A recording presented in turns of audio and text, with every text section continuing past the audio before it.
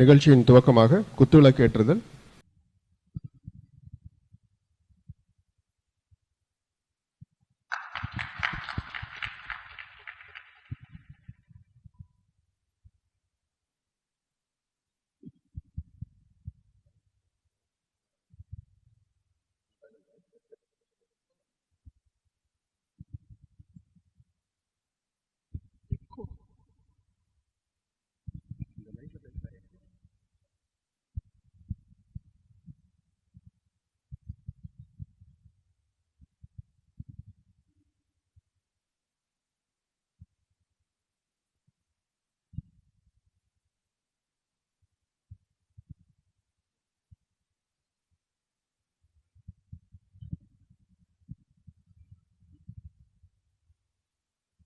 நன்றி. வரவேற்புரை தலைவர் திரு ராஜேஷ் சரவணன் அவர்கள். அனைவருக்கும் இனிய மாலை வணக்கம். நமது அபிவிருத்த பட்சத்தின் சார்பாக இந்த மாதாந்திர ஸ்டடி சர்க்கிளுக்கு நீதியரசர் திரு ஆனந்த் வெங்கடேஷ் அவர்களை வருக வருக என வரவேற்கிறேன். நம்முடைய நீதிமன்றத்தின் நீதியரசர் திரு ஜி.ஆர். சுவாமிநாதன் அவர்களையும் இந்த கூட்டத்திற்கு வருக வருக என வரவேற்கிறேன். இந்த கூட்டத்திற்கு வந்திருக்கும் உங்கள் அனைத்து வழக்கறிஞர்களையும் நண்பர்களையும் இந்த நிகழ்ச்சி ஏபிவிஎஸ்ஸின் சார்பாக வருக வருக என வரவேற்கிறேன். நண்பர்களே, இந்த ஏபிவிஎஸ் அமைப்பானது ஒரு ஆல் இந்தியா அகில பாரத அமைப்பாகும். இந்த அமைப்பின் நோக்கமே சட்டத்தை படித்து புரிந்து கொண்டு அதை பற்றி டிஸ்கஸ் பண்ணி டிபேட் பண்ணி இந்த நீதி வழங்கும் முறையை ஜுடிஷியல் டெலிவரி சிஸ்டத்தை இன்னும் நம்ம எவ்வளோ தூரம் அதிகமாக சிறப்பாக செயல்படுத்த முடியும் அப்படின்னு நோக்கத்தில் தான் நம்ம செயல்பட்டுருக்கோம். அதற்கு ஆதாரமாக நம்ம என்ன செய்வோம் அப்படின்னா, மதுரை யூனிட்டை பொறுத்தளவில் ஒவ்வொரு மாதமும் ஸ்டடி சர்க்கிள் அப்படிங்கிற பேரில் நம்ம சட்ட புலமை வாய்ந்தவர்களையும் நீதி அரசர்களையும் அழைத்து இந்த மாதிரி ஸ்டடி சர்க்கிள் வைப்பதோடு மட்டுமில்லாமல் சட்டத்தை பற்றி நம்ம முழுமையாக தெரிந்து கொள்ளவும் அதை நோக்கி மேலும் மேலும் ஆய்வு பண்ணுறதுக்காகவும் இந்த ஸ்டடி சர்க்கிள் எவ்ரி மந்த் பொதுவாக கடைசி வியாழக்கிழமை நம்ம இதை ஆர்கனைஸ் பண்ணி நடத்தி கொண்டு இருக்கிறோம். இந்த கூட்டத்திற்கு அழைப்பதற்காக நம்ம நீதியரசரை நாங்கள் போய் சந்தித்தப்போ அவங்க உடனே வில்லிங் கொடுத்து சரின்னு சொல்லி இந்த நிகழ்ச்சியில் பங்கெடுக்க ஒப்புக்கொண்டார்கள். அதுவே ரொம்ப சந்தோஷமாக இருந்தது. அந்த பேசும்போது அவர் கூட ஒரு 10-15 நிமிஷம் பேசிகிட்டு இருக்கும்போது எனக்கு உண்மையிலே தெரிஞ்சது, நாம் எவ்வளோ தூரம் பின்தங்கி இருக்கிறோம். அவருடைய சட்டம் அந்த புலமை லீகல் நாலேஜ் எவ்வளோ தூரம் ஒரு அப்கிரேடான ஸ்டேட்டஸில் இருக்குது அப்படின்னு பார்க்கும்போது, நமக்கு மதுரை ஹைகோர்ட் 2004 எஸ்டாப்ளிஷ் பண்ணப்பட்டு நம்மெல்லாம் மதுரை ஹைகோர்ட்டில் ப்ராக்டிஸ் பண்ணிகிட்டு இருந்தாலும் இன்னும் உயர் நீதிமன்றத்தில் ப்ராக்டிஸ் பண்ணுறதுக்கு நமக்கு எவ்வளோ தூரம் நம்மளை எக்யூப் பண்ணிக்கணும், இந்த சட்ட நாலேஜை நம்ம எவ்வளோ தூரம் கூட்டிக்கிடணும் அப்படிங்கிறது அவர் கூட ஒரு 10 நிமிஷம் தனிப்பட்ட முறையில் உட்காந்து பேசும்போது எனக்கு புரிஞ்சது. அவங்கெல்லாம் ஒரு இமயமலை உயரத்தில் நிற்கிறாங்க, நம்மெல்லாம் கீழே தான் நம்ம நிற்கிறோம் அப்படிங்கிறது நமக்கு புரிஞ்சது. ஏன்னா சட்டத்தை அணுகிற முறை அதை எப்படி பார்க்கணும், அது சிவில் சைடாக இருந்தாலும் சரி, கிரிமினல் சைடாக இருந்தாலும் சரி, ஒவ்வொரு செக்ஷனும் சரி, புள்ளி கமா எல்லாத்துக்கும் ஒரு மீனிங் வைத்து இதை இப்படி பார்க்க வேண்டும், இதை எப்படி கன்சிடர் பண்ணணும் அப்படின்னு அவங்க சின்ன விளக்கங்கள் சொல்லும் போது ஆகா நம்ம படிக்க வேண்டிய விஷயங்கள் நிறையா இருக்குது அப்படின்னு எனக்கு புரிந்தது. உண்மையிலே நான் சொல்கிறேன், இந்த கூட்டம் இங்கே வந்திருக்கிற அத்தனை பேர்த்திற்கும் உண்மையிலே பயனுள்ளதாக இருக்கும். கண்டிப்பாக அதை நாங்கள் ரெக்கார்ட் பண்ணுறோம், யூடியூப்லேயும் போடணும் அப்படின்னு நினைக்கிறோம். ஏன்னா அவர் கொடுக்குற இந்த சட்ட அறிவு எல்லாருக்கும் போய் சேரணும் அப்படின்னு சொல்லி நினைத்து இந்த ஏபிவிஎஸ்னுடைய இந்த ஸ்டடி சர்க்கிளுக்கு ஆதரவு தந்திருக்கும் உங்கள் அனைவரையும் வருக வருக என வரவேற்பதில் பெருமையில் கொள்கிறேன். நன்றி. நமது சிறப்பு விருந்தினருக்கு அறிமுகம் தேவையில் என்ற போதும் சபை நாகரிகதி திரு பூர்ணச்சந்திரன் அவர்கள் ஒரு சிறு அறிமுகம். பூக்கடைக்கு விளம்பரம் தேவையில்லை, அதுபோல் நமது நீதியரசர் அவர்களுக்கும் விளம்பரம் தேவையில்லை. ஆனால் இவரை பற்றி பேசுவது எனக்கு ஒரு கிடைத்த மிகப்பெரிய ஆப்பர்ச்சுனிட்டி. ஏன்னா நீதியரசர் எனக்கு மட்டுமல்ல, என்னை போன்ற பல ஜூனியர் அட்வொகேட்டுக்கு ரோல் மாடலாக திகழ்கிறார். இவர் சட்டம் பயின்றது சென்னை அரசு சட்டக்கல்லூரியில் சட்டம் பயின்றார். இவர் சட்டம் வழக்கறிஞராக பதிவு செய்தது 15/10/93. நாமெல்லாம் லா காலேஜ் முடிச்சு என்ரோல் பண்ணிட்டு அதுக்கப்புறம் ஜூனியராக சேருவோம். ஆனால் லார்ட்ஷிப் என்ன பண்ணாங்கன்னா ஃபஸ்ட் இயர் ஜாயின் பண்ணோடனே போய் ஜூனியரை ஜாயின் பண்ணிட்டாங்க.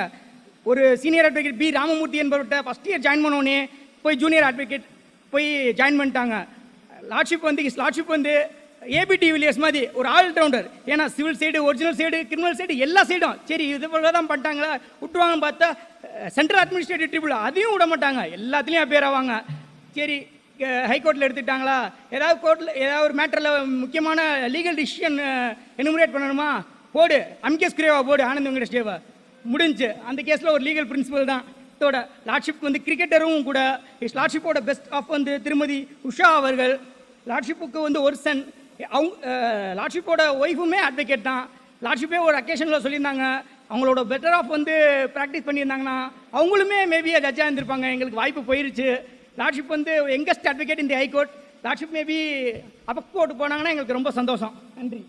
உங்கள் எல்லாருக்கும் என்னுடைய மாலை வணக்கங்கள்.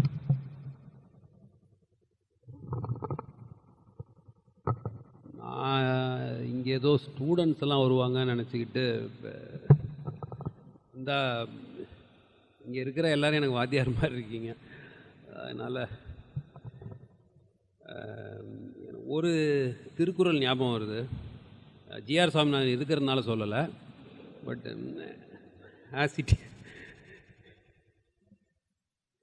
உணர்வதுடையார் முன் சொல்லல் வளர்வதன் பாத்தியுள் நீர் சொரிந்தற்று அப்படின்னு சொல்லி ஒரு திருக்குறள் ஒன்று இருக்குது. அந்த அவை அறிதல் அப்படின்ற ஒரு தொகுக்கு கீழே வரும். அது என்ன அர்த்தம்னா,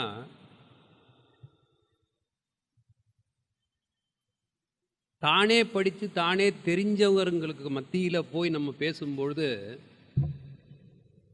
நம்ம பேசுறது வந்து ஏற்கனவே வளர்கிற ஒரு பயிருக்கு நீர் பாய்ச்சுற மாதிரியா. அதனால் நான் ஏதோ புதுசாக சொல்லி நீங்கள் ஒன்றும் கற்றுக்கிறதுக்கு இல்லை. இந்த முழு முயற்சியுமே நம்ம எல்லாரும் சேர்ந்து நம்மளை நாமளே ஃபைன் டியூன் பண்ணிக்கிறதுக்கான ஒரு முயற்சி தான் இது. இதில் இருக்கிற எல்லாரும் எழுந்து பேசினா ரொம்ப கேயாட்டிக்காக இருக்கும். அதனால் யாராவது ஒருத்தர் தான் மைக் பிடிச்சி பேச முடியும் இன்றைக்கி. அதை எங்கிட்ட கொடுத்துருக்காங்க. அந்த டு தட் எக்ஸ்டென்ட் நீங்கள் அதை எடுத்துக்கணுமே ஒழிய நான் ஏதோ ஒரு வாத்தியார் ஸ்டேட்டஸ்லேருந்தோ நீங்கள் ஏதோ ஸ்டூடெண்ட் ஸ்டேட்டஸ் அதெல்லாம் இல்லை. So lecturing to those who have the ability to understand by themselves, அவங்கள்ட்ட லெக்சர் பண்ணும்போது it is like watering the bed of plants that are already growing by themselves. So it will be more easier for me. Plus நான் ஏதாவது தப்பாக பேசினாலும் ஈஸியாக நீங்கள் கண்டுபிடிச்சிடலாம். அதனால் it's a learning experience on both sides. இன்றைக்கி எனக்கு கொடுக்கப்பட்டிருக்கிற தலைப்பு வந்து FIR, investigation, appreciation of evidence. இது மூணு தலைப்பாக பேசுகிறதுக்கு பதிலாக முடிஞ்ச வரைக்கும் எவ்வளோ தூரம் அதை ஒன்றா சேர்த்து பார்க்க முடியும்னு பார்த்தா ஈஸியாக இருக்கும். ஸோ தட் நம்ம எல்லா இடத்தையும் கவர் பண்ணிடலாம். இந்த எஃப்ஐஆர் அண்ட் ரிமாண்ட் அப்படின்றது வந்து it is so close to my heart. The whole of criminal procedure code, criminal லாவை பொறுத்த வரைக்கும் is the bedrock of Article 21 of the Constitution of India. Inherent பவர்னு ஒரு சிவில் கோர்ட்டுக்கு கொடுக்கும்பொழுது இன்ஹரண்ட் பவர்னு ஒரு கிரிமினல் கோர்ட்டுக்கு ஏன் கொடுக்கல அப்படின்ற ஒரு கேள்வி எனக்குள்ளே எப்போவுமே வரும். செக்ஷன் 151 சிபிசியை கொடுத்தா போல் ஏன் ஒரு கிரிமினல் கோர்ட்டுக்கு இன்ஹரண்ட் பவர் கொடுக்கல அப்படின்ற ஒரு கேள்வி எனக்கு எப்போவுமே எழும். அப்படி யோசித்து பார்க்கும்பொழுது என்ன தோணிடுச்சுன்னா, கிரிமினல் ப்ரொசீஜர் கோடில் இருக்கிற ஆல்மோஸ்ட் எல்லா முக்கியமான ப்ரொவிஷன்ஸுமே it touches upon the life and liberty of an individual. Article 21 says that you cannot take away the life and liberty of any person unless otherwise under the procedure established by law. சட்டத்துக்கு உகர்ந்து தான் ஒருத்தருடைய life R லிபர்ட்டியை நம்ம touch பண்ண முடியும். அப்படி வரும்பொழுது this FIR and the immediate reaction for an FIR, namely the arrest, was very close to me because as an advocate, நான் justice சுவாமிநாதன்லாம் வந்து நாங்கள்லாம் ஃபஸ்ட் ஜென்ரேஷன் அட்வொகேட்ஸ். அதனால் எங்கள் கைக்கு என்ன கேஸ் வருதோ நாங்கள் அதை பண்ணி ஆகணும். இது அவர் எல்லா ஃபீல்ட்லேயும் வந்து வெளுத்து வாங்கினாருன்னா வேறு வழி இல்லை, இல்லாட்டினா சாப்பாட்டுக்கு ப்ராப்ளம் ஆகிடும். ஸோ அதனால் வந்து நம்மளுக்கு என்ன கேஸ் வருதோ நம்ம அந்த கேஸை பண்ணி ஆகணும். நீங்கள் ஜஸ்டிஸ் சுவாமிநாதன் வேணால் நீங்கள் கேட்டு பாருங்கள், அதுதான் உண்மை. என்ன கேஸ் வருதோ நம்ம பண்ணணும். பட் ஒரு பெரிய டிஃப்ரென்ஸ் என்ன இருந்தது அப்படின்னு சொன்னாக்கா, at the lowest level, at the formative level itself, ஒரு எஃப்ஐஆர் போட்டால் ஒரு மனுஷனுக்கு என்னென்னலாம் நடக்குது, ஒரு தப்பாக ஒரு மனுஷனை ரிமாண்ட் பண்ணிவிட்டு என்னென்னலாம் நடக்குது, அந்த ஃபேமிலி எந்த நிலைமைக்கெல்லாம் போகுதுன்றதெல்லாம் நான் பார்த்துருக்கேன். அது எப்படி அதை புரிஞ்சுக்கணுன்னா, இப்போது இன்றைக்கி வந்து நான் ஒரு ஜட்ஜு, ஹைகோர்ட்டில் நீதி அரசர். நான்லாம் எங்கள் அப்பா அம்மாவுக்கு நீங்கள் கோர்ட்லேருந்து ஒரு மேஜிஸ்ட்ரேட் கோர்ட்லேருந்து ஒரு சம்மன் கொடுத்து பாருங்கள், என்ன ஆகும்னு தெரியும்.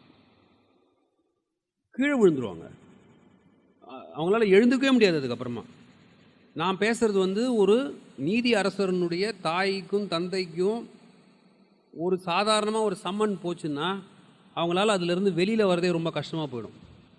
அது மாதிரி ஒரு போலீஸ்காரன் கதவை தட்டினா அவங்களுக்கு 4 நாள் தூக்கமே வராது, ஏதோ பெரிய டேஞ்சரஸ் ஏதோ ஆயிடுச்சுன்னு.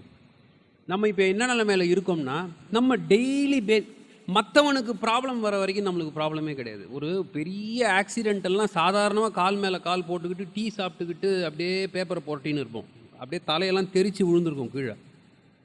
அதை டீ சாப்பிட்டுக்கினே பார்ப்போம். இப்போ இன்னும் கொஞ்சம் அட்வான்ஸாக போய் செல்ஃபிலாம் எடுக்கிறோம், செல்ஃபி எடுத்து எல்லாருக்கும் டிஸ்ட்ரிபியூட்லாம் பண்ணுறோம். நம்ம அந்த நிலைமையில் இருக்கோம் இன்றைக்கி. ஏன்னா அது மற்றவனுக்கு வரும்பொழுது, எனக்கு வரும்பொழுது என்ன ஆகும்னு நினச்சானாக்கா, சின்ன வலிக்கு ஊரில் இருக்கிற எல்லாரையும் கூப்பிட்டு பேசுவோம், இங்கே வலிக்குது அங்கே வலிக்குது இதாக அது, ஏன்னா எனக்கு வந்தது இட் இஸ். அதை மாதிரி டெஸ்ட் பண்ணி பார்க்கும்பொழுது ஒரே ஒரு எஃப்ஐஆர் இருந்ததுன்னா ஒருத்தனுக்கு வேலை கிடைக்காமல் போயிடும். ஒரு எஃப்ஐஆர் இருந்தது அப்படின்னு சொன்னால் கல்யாணம் நடக்காமல் போயிடும். ஒரு எஃப்ஐஆர் இருந்ததுன்னா ஒரு குடும்பத்தினுடைய கௌரவமே நாசமாக போயிடும். அதை விட டேஞ்சர் ஜெயிலுக்கு போகிறது. ஏன்னா இந்த சமுதாயத்தில் வந்து ஜெயிலுக்கு போகிறத பொறுத்த வரைக்கும் வந்து ப்ரீ ட்ரையல், போஸ்ட் கன்விக்ஷன் இதெல்லாம் வந்து நம்மளுக்கு தான் தெரியும். வெளியில் இருக்கிறவங்களுக்கு அதெல்லாம் தெரியவே தெரியாது. வெளியில் இருக்கிறவங்களுக்கெல்லாம் ஜெயிலுக்கு போயிட்டால் குற்றவாளி முடிஞ்சது, அதோட ஜெயிலுக்கு போயிட்டாலே அதோட முடிஞ்சு. பல பேருனுடைய future it will become over. அதனால் I always use to keep it so close to my heart, இந்த எஃப்ஐஆர் அண்டு அந்த. அதனால் என்ன ஆயிடுச்சுனாக்கா, I was able to see those things very differently. ஒரு எஃப்ஐஆரை பார்க்கும்போதே இவன் தான் பண்ணியிருப்பான் அப்படின்னு ஒரு ப்ரீ கன்சீவ்ட் நோஷனோடு நம்ம உட்கார ஆரம்பித்தோம்னா அதனுடைய விளைவுகள் ரொம்ப டேஞ்சரஸ் ஆகிடும். ஒரு எஃப்ஐஆர் ரெஜிஸ்டர் பண்ணுறது எப்போ ரெஜிஸ்டர் பண்ணலாம் அப்படின்னு தெரிஞ்சுக்கணுன்னா 2 வேர்டுக்கு நம்மளுக்கு அர்த்தம் தெரியணும். ஒன்று வந்து காக்னைசபிள் அஃபென்ஸ், இன்னொன்றுக்கு பேர் நான் காக்னைசபிள் அஃபென்ஸ். காக்னைசபிள் அஃபென்ஸ்ன்றதை வந்து section 2C of the code of criminal ப்ரொசீஜரில் it defines a cognizable offence as an offense where the police can arrest a person without the permission of the magistrate. ஒரு layman's languageல சொல்கிறேன், the wordings may be probably different. Non-cognizable is that where he cannot do it without getting a proper order from the court. இதுதான் காக்னைசபிளுக்கும் நான் காக்னைசபிளும் இருக்கிற difference. இன்றைக்கி நம்ம we are more concerned about cognizable offense. Non-cognizable offense, at least there is some protection available by means of some orders that have to be passed. So therefore some judge is involved into it, அவரை தாண்டி அதுக்கு முன்னாடி வந்துட முடியாது. So இந்த cognizable offence வரும்பொழுது section 154 of CrPC becomes important. 154 தான் அந்த registration of FIR, first information report அப்படின்றது வந்து அங்கே தான் வருது. அதில் உங்கள் எல்லாருக்கும் அந்த ப்ரொவிஷன் தெரியும். நான் வந்து நேராக லலிதகுமாரி கேஸுக்கு போயிடுறேன். ஏன்னா Lalitakumari judgment is the one which is governing the field today. உங்கள் எல்லாருக்கும் அது சைட்டேஷன் தெரியும், 2014 2 SEC பேஜ் 1. அதில் கொடுத்துருக்கிற கைட்லைன்ஸ், அதனுடைய க்ரக்ஸை பார்த்தோம்னா என்ன கைட்லைன்ஸ் கொடுத்துருக்காங்க. Lalithakumari is a huge judgement. அதில் என்ன க்ரக்ஸ் கொடுத்துருக்காங்கன்னு பார்த்தோம்னா, first guideline it chase that registration of an FIR is mandatory if the information discloses a cognizable offense. இதுதான் முதல் guideline given in Lalithakumari. And no preliminary enquiry is permissible is the word used. இது முதல் guideline. ரெண்டாவது guideline, if it does not disclose a cognizable offense, a preliminary enquiry is permitted to ascertain if a cognizable offense is made out to that extent. Then மூணாவது, preliminary enquiry is permitted in certain types of disputes, family disputes, commercial offenses, medical negligence cases, then corruption cases, then in cases where there is a substantial delay in lodging the complaint. குற்றம் நடந்த தேதிக்கும் கம்ப்ளைண்ட்டுக்கும் ஒரு substantial இது இருந்ததுனாக்கா, delay இருந்ததுன்னா, then some preliminary enquiry is required. Then what is the time to be taken for that enquiry என்னும் போது ஆரம்பத்தில் 7 days சொல்லியிருந்தாங்க. Then subsequent ordersல they clarified it as 15 days up to 6 weeks.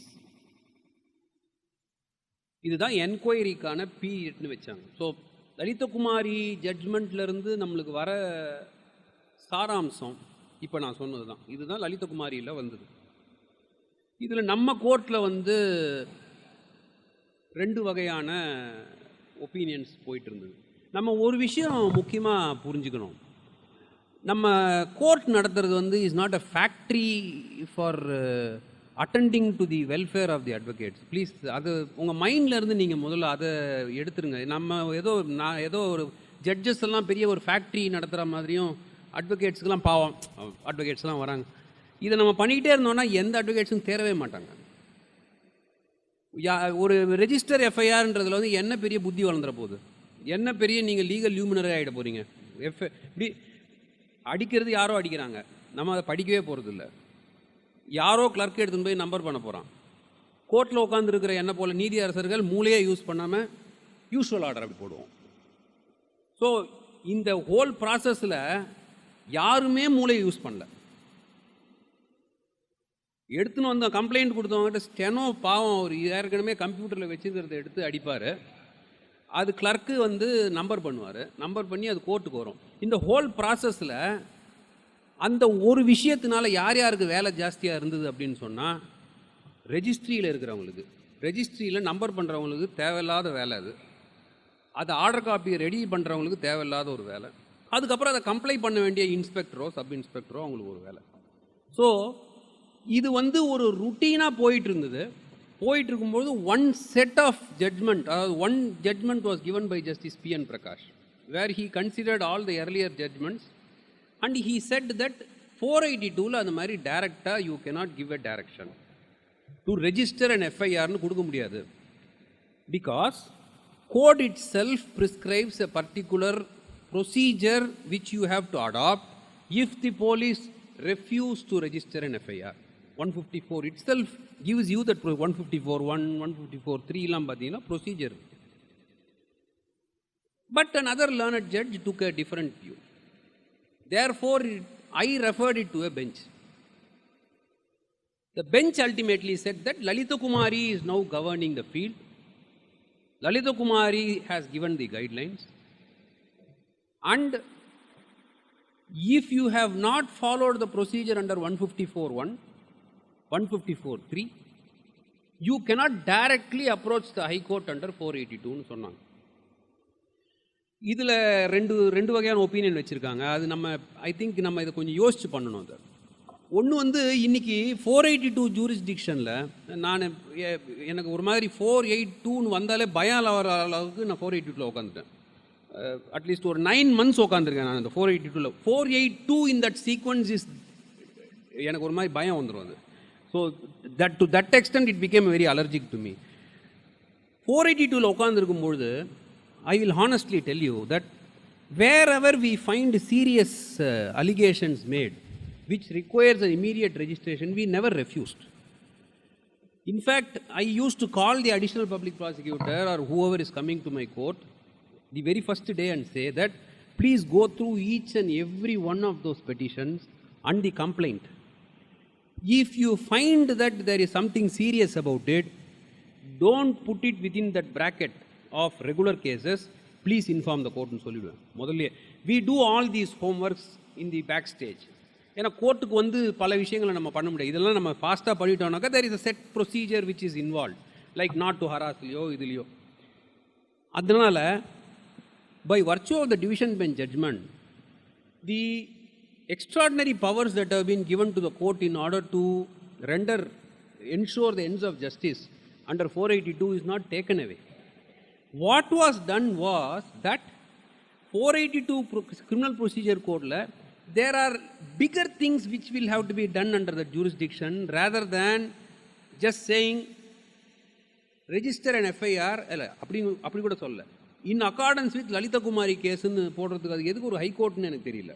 Why would a high court under 482 say consider the complaint in accordance with the guidelines given? இது ஏன் பண்ணுறோன்னா சில advocates எல்லாம் கொஞ்சம் பாவம் அவங்களுக்கெல்லாம் அதுவாக வேலை ஒரு ஹைகோர்ட்டுக்கு. So therefore if we are to go up in this profession, if we are to reach greater heights in this profession, please remove this attitude of earning easily without applying your mind. அன்றைக்கி அவர் justice GR Swaminathan அந்த இன்னொரு லெக்சரில் சொல்லும்போது பன்னியோட கதையை சொன்னார். பாரதியார் சொன்னது மாதிரி அது தெரியும்னு நினைக்கிறவங்க எல்லாருக்கும். அந்தந்த இடத்துக்கு அவங்களுக்கு சுகம். நம்மளுடைய அந்த அந்த கம்ஃபர்ட் லெவல்னு ஒன்று வச்சுருப்போம். அந்த கம்ஃபர்ட் லெவலில் உடைக்கிறவன் தான் பெரிய மனுஷனாக வர முடியும். கம்ஃபர்ட் லெவலை உடைக்கிறது தான் இந்த பொறப்புக்கே அர்த்தம். ஃபஸ்ட்டு இந்த பொறப்புக்கு அர்த்தம் என்னென்னா இன்னொரு வாட்டி பிறக்கக்கூடாதுன்றதுக்காக தான் பிறக்கிறோம். அதுதான் இந்த பிறப்புக்கு அர்த்தம். அதனால் அந்த கம்ஃபர்ட் லெவலை பற்றி நம்மளுடைய முன்னோர்கள்லாம் பேசியிருக்காங்க. நம்ம சாதாரணமாக ஒரு ரெஜிஸ்டர் எஃப்ஐஆர் கம்ஃபர்ட் லெவலை தாண்ட முடியாதா? ஸோ அதனால் எது முக்கியம்னா இந்த பர்டிகுலர் ஜூரிஸ்டிக்ஷனை இந்த மாதிரி பண்ணினதுக்கு ஒரு முக்கியமான காரணம் அந்த 482க்கு வந்து ஒரு வலுவு சேர்க்கணும், ஒரு அர்த்தம் வேணும் அந்த 482 பண்ணும்போது. ஸோ இன்றைக்கி என்ன நடக்குது, இதை பண்ணும்பொழுதே பேரலாக we called all the magistrates and said that you are now going to exercise this function under 154. Many of the things you may not even be knowing as to what is happening from our side. From our side we are taking a lot of precautions.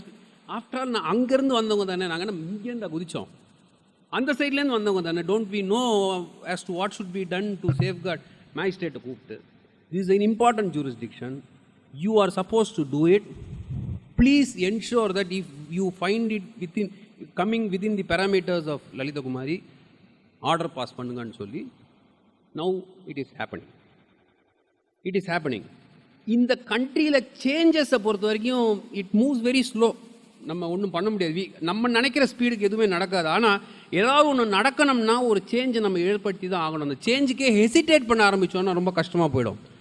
இப்போ என்ன ஆச்சு, நம்ம பாட்டுக்கு கண்மூடித்தனமாக பேட்சாக dispose பண்ணதில் என்ன ஆச்சுனாக்கா தேவையில்லாத எவ்வளவோ கேஸில் எஃப்ஐஆர் ரெஜிஸ்டர் ஆகிடுச்சு. Police were finding it very convenient to register FIR. And look at the foolish thing. On the one hand, we will direct the police to register an FIR. Next day, we will entertain and quash FIR on the same thing. இதை விட ஒரு மோசமான வேலையை ஒரு high court judge பண்ண முடியுமா? Same judge 482ல் உட்காந்துன்னு இருக்கேன். இன்னைக்கு நான் டைரக்ஷன் கொடுக்குறேன். Consider the complaint, register and FIR பண்ணோன்னு ஒரு வாரம் கழிச்சு அந்த எஃப்ஐஆர் எடுத்துன்னு வராரு. How did you register an FIR? Stay investigation.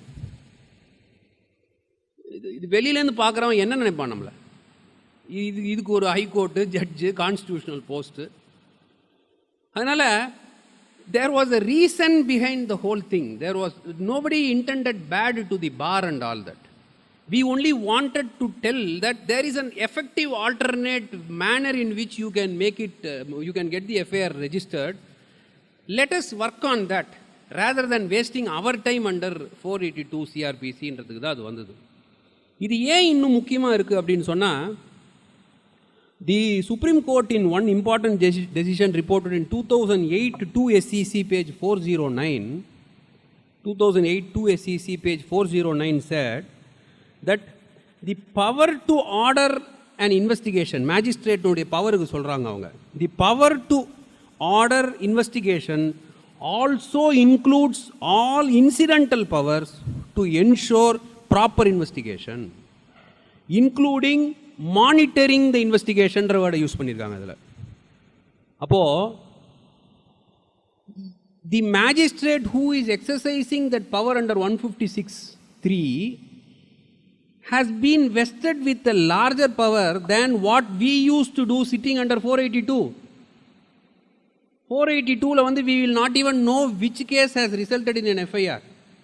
But a magistrate will have the advantage of monitoring it because those are FIRs which are falling within his jurisdiction and those are the police personnel who used to come before that magistrate. It will be easy for the magistrate to use his incidental power to ensure if he finds that there is something serious with that case, which a high court can never do.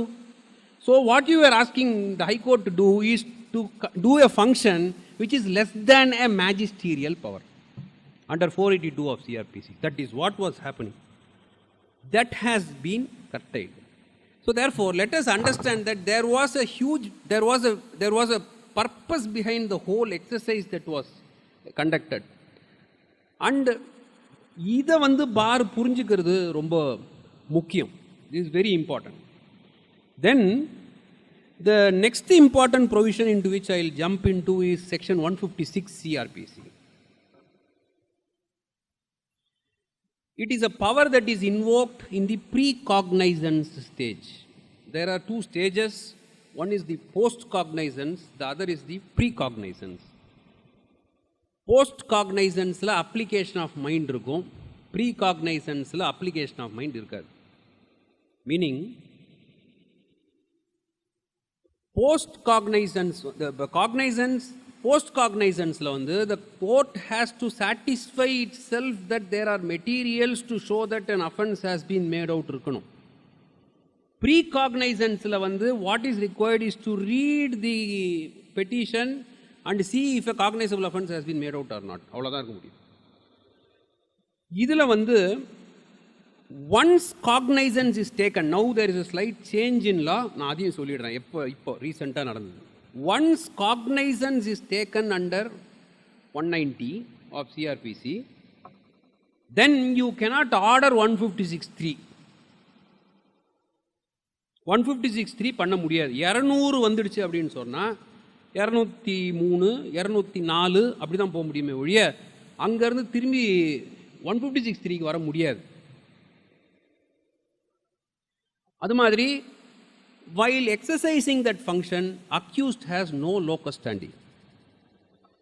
Accused has no locus standi. There is a period where the accused will not have a locus standi. That period is from the time one is when an order is passed under 156(3). Accused need not be heard.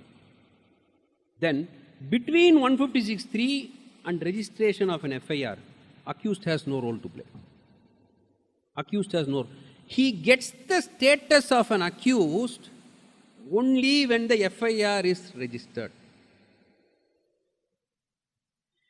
It is not necessary to give any opportunity அப்படின்றதுக்கு. There is one judgment of the Supreme Court in 2014 4 SCC, page 626.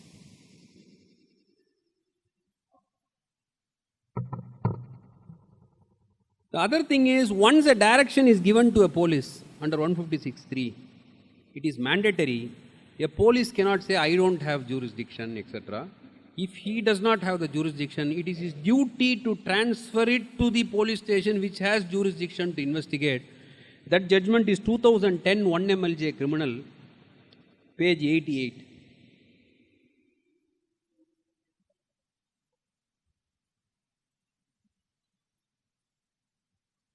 The manner in which this exercise must be done by the magistrate is now cleared by the Supreme Court in Priyanka Srivatsava case. Priyanka Srivatsava vanda piragu affidavit becomes mandatory. ஏன்னா யாரோ ஒருத்தர் வந்து அப்துல் கலாம் மேலே complaint கொடுத்துட்டாங்க. There was an FIR that was supposed to be registered against Abdul Kalam. So, like how the High Court did not apply its mind under 482, there was a time where the magistrates also did not apply their mind or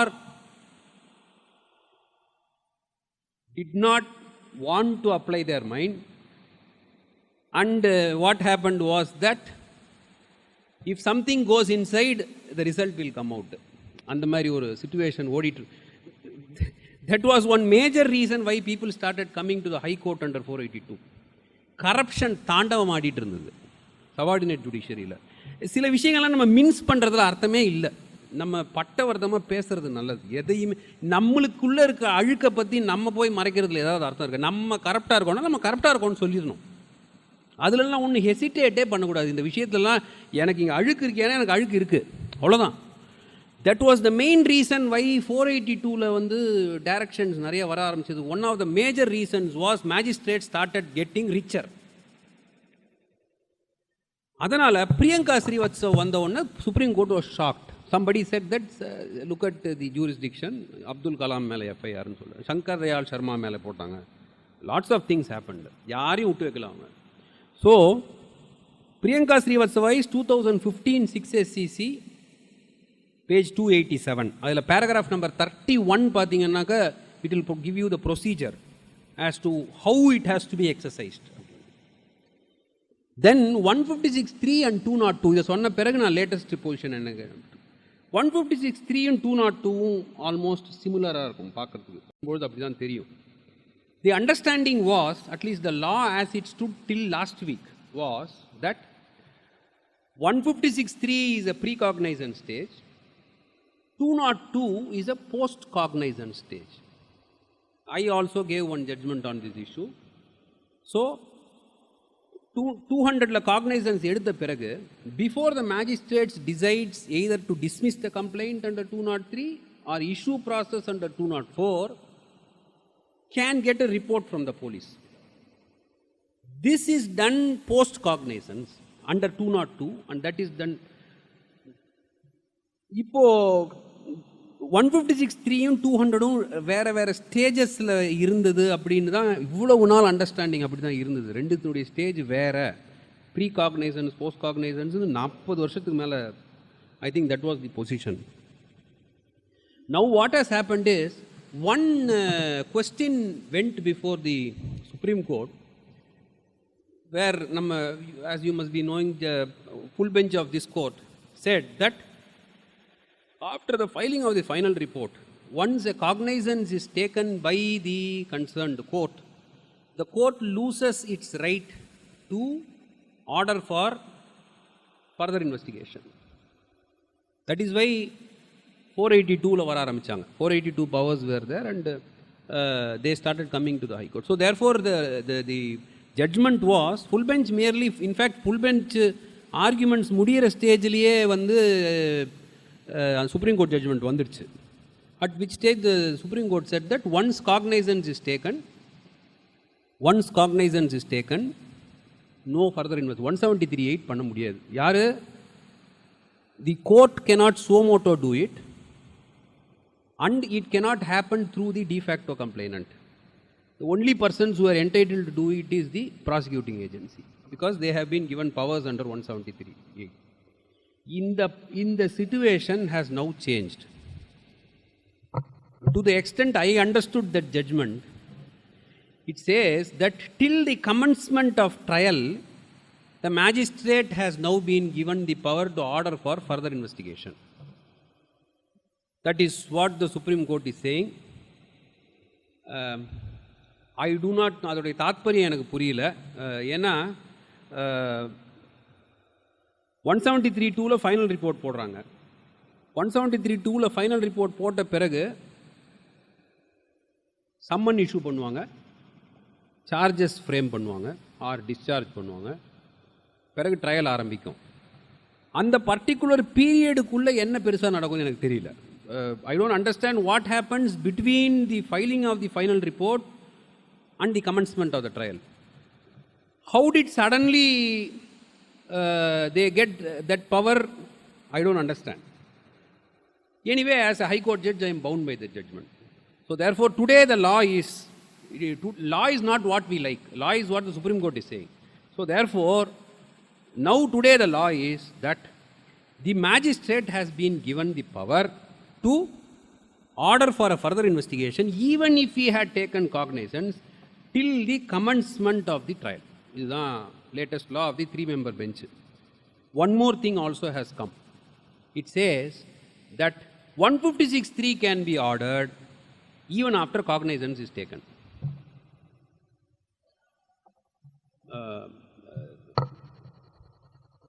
It's better that I cross it because I did not understand why it happened. 156(3) can be ordered after cognizance taken. Then what happens is that if 156(3) is ordered, then it is an investigation which continues, which starts right from the beginning.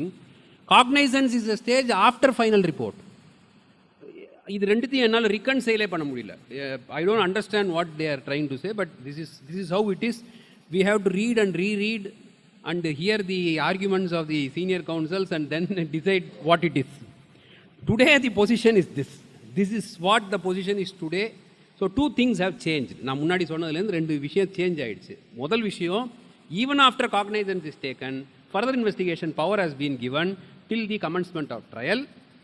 Even after the cognizance is taken, 156(3) can be resorted. இது ரெண்டும், this is the latest position.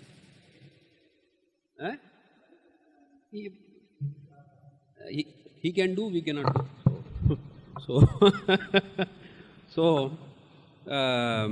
So this is the position. The other thing is the arrest.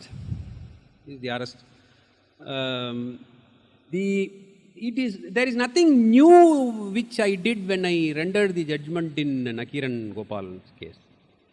நான் புதுசாக எதுவுமே பண்ணவே இல்லை. நக்கீரன் கோபால் கேஸில் வந்து as it is Arnesh Kumar was there, as it is Johinder Kumar was there, as it is DK Basu case was there, and as it is there was an amendment that was brought into the Code of Criminal Procedure under 41A, B, C, D, etc. எல்லாம் வந்துடுச்சு. வந்த பிறகும் கூட the arrest was proceeding in a very mechanical manner. In one case, what happened was, there was a theft of red sanders. Red sanders திருடுறாங்க. So what happens is, one of the coach, ஒரு பையன், அந்த பையனுக்கு வந்து வயசு வந்து 17 வயசு பையன். 17 வயசு பையன் வந்து ஒரு கோச் கிட்ட பில்லியார்ட்ஸ் கற்றுக்கிறான். கோச் என்ன சொல்கிறாரு,